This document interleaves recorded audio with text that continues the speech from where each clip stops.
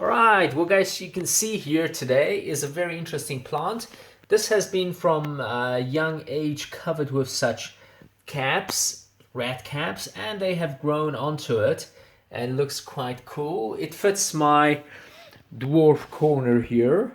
My kids love it when they spend and sit here around this corner, so you can see the little gnomes, the dwarves, and next to it is a special plant which looks just like a gnome. Very nice.